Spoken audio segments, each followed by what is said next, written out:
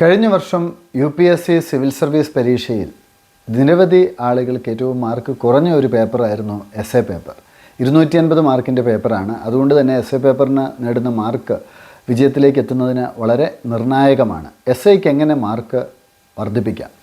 SA പേപ്പറിൽ ഏറ്റവും പ്രധാനപ്പെട്ട കാര്യമെന്ന് പറയുന്നത് നിങ്ങൾ എന്താണോ കമ്മ്യൂണിക്കേറ്റ് ചെയ്യാൻ ആഗ്രഹിക്കുന്നത് ആ കാര്യങ്ങൾ ഒരു 15 മിനിറ്റ് അതിനെക്കുറിച്ച് ചിന്തിച്ചൊരു സ്ട്രക്ചർ രൂപപ്പെടുത്തുക എന്നുള്ളതാണ്.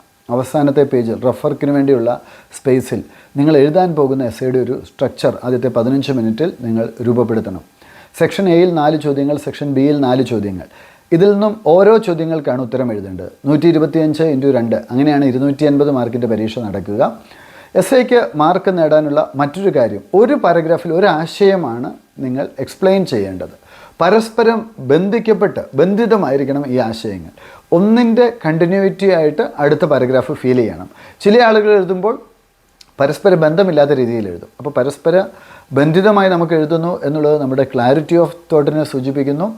2, നിങ്ങൾക്ക് ആ ഒരു വിഷയം മനസ്സിലായി എന്നതിനെ സൂചിപ്പിക്കുന്നു. നമുക്കൊരു വിഷയം കിട്ടിയാൽ അത് എത്രമാത്രം മനസ്സിലാകുന്നു, അതിനെ എങ്ങനെ ഇൻ്റർപ്രറ്റ് ചെയ്യാൻ പറ്റുന്നു തുടങ്ങിയ കാര്യങ്ങളാണ് UPSC എസ്എ പേപ്പറിൽ ടെസ്റ്റ് ചെയ്യുന്നത്.